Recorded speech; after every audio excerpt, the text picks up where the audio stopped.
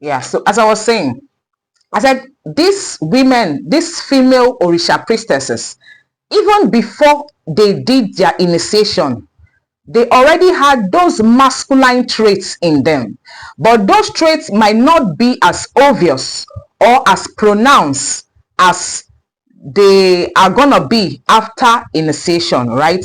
These women have this calling on them right from when they were created. This calling came to earth with them. This chosen mission that they have, they were born with it. It's not as if they came to earth and then they happened to run into it. No, they were born with it. They came into this world with those assignments, those missions, but they didn't know about it. It was later in life they now got to find out that they had a call to serve, either as a healer or as a deliverer or as a diviner, or as the case may be. Now these women, after initiation, right, after they have done the initiation, right, they have become this priestess of those orishas, be it priestess of Olokun like myself, or priestess of Shango, or Obatala, or Eshu, or Obaluaye, or Orisha Oko, or Ogunlakaye. Name them. I mean, male orishas. After initiation, these orishas now come and start dwelling with these women, right? They come and they start operating with these women. They now have a relationship with these women, whereby these women are now serving these deities. You do not expect these women to remain as they once were prior to their initiation. Their physical appearance is still going to be the same, but spiritually they are going to evolve. Spiritually, they are going to enhance. Spiritually, they are going to grow. They will move from one level of spirituality to the other level. This Orishas is going to make them evolve. It will enhance them. It will bring to them spiritual growth, enhancement, involvement. Their intuitive abilities will come alive. Their spirituality will be at alert. They'll be spiritually at alert and they will evolve. Now, what happens, what comes into play is that after these women have done their initiation, for those of them that were married before the initiation, right? After they have done their initiation, they still remain with their husbands. They don't just leave. But the thing is, the wife that you once knew, that is for the men, your wife that you once heard, that was submissive, that was bowing to your every whim, that was obeying your every command, after initiation, and then you started noticing one or two changes about her. Started noticing that she's becoming like a little bit different to you, to the men. The same, my wife has changed. My wife that I married, she's no longer the person she used to be. Ever since she went and did her initiation, she's no longer submissive. She does not teriba. She does not bow to me. Again, they start looking for faults. They expect the woman that was putting herself underneath them prior to her initiation to now do initiation and still continue, forgetting that when that woman has done initiation, that Orisha is now on her head. So she can no longer bow down to any other person apart from Eledua and the Orisha that is on her and Igbarumole. She can no longer bow down to any other human being, whether you are her husband, her fiancé, or whatever it is you were to her prior to her initiation. Once she becomes an initiate of whichever Orisha that is calling her to serve, once she has done initiation, she has become a priestess of that deity. Now, the husband that she had before, most times, these women, the men that they got married to before they got to find out that they had a calling, were just mere men.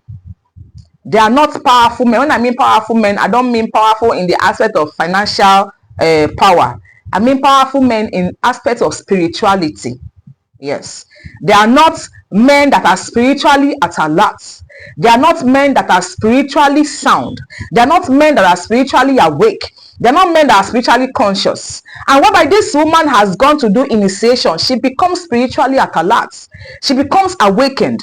Her spirituality is on the high. Her energy evolves. Her aura evolves. And you see that they start having little misunderstandings here and there.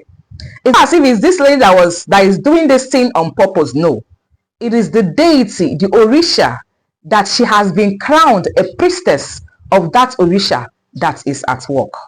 And then what happened is that most of these men, for those of these men that are not strong, that are not sound, that are feeble-minded, they tend to pick offense.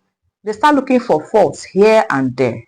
They fail to understand that this woman now is now a priestess. Quite all right, she's still your wife, right? She still has her wifely duties to do to you. She still has a responsibility towards her family. She still has her responsibility towards her husband, towards her children. But then and again, there are going to be little changes here and there. The men are supposed to be understanding and then to adapt to the new changes that is happening in the life of this women. But that is not always the case. The men starts to pick offense. They start having misunderstanding here and there in the family. And this is what makes most of these Olorishas to separate from their husbands after initiation. It's not as if they just decided to pack out of the marriage. No, it is because of constant misunderstanding. The man fails to understand that there's going to be slight changes. And then some of these women, they tend to put arrogance to it. Yes. Some of these Olorishas, after that initiation, they become proud. Yes. They become arrogant. They feel that nobody can talk to them. We'll have some people like that. But then and again, that is not always the case. Some of these Olorishas that after initiation, they end up being separated from their husbands. It is not always their fault. They tried. But because of the masculine energy, it is just like having two men in the same house. The liberty, the leverage the husband once had over her prior to her initiation, the liberty, the leverage is no longer there after the initiation. And most of these men tend to pick offense. They tend to get angry. They want her to be submissive. They want her to be as she used to be before. They refuse to welcome the little change that is coming with her initiation. They are supposed to be supportive to this woman. They are supposed to support her, to encourage her, to be with her, right? But most of these men, they start picking offense. They start reading meaning into things that have no meaning. They start making mountains out of mere molehills. And then you see the marriage starts having problem. And at the end of the day, this female priestess moves out of the marriage and decides to stay on her own. Then some of them might later in life decide to get married, which is why you see that most female Olorishas that are in their second marriages, they are either married to a Babalawo or an Ifa priest, or somebody that is also into the line of what they are into. Maybe they'll get married to another priest of another Orisha. The marriage is gonna work because the both of them, they understand themselves. They understand how this thing work. So the essence of this video is me trying to tell us that it is not because these women did initiation that made them to leave their marriages. No, it was because of circumstances beyond their control. That is what happened.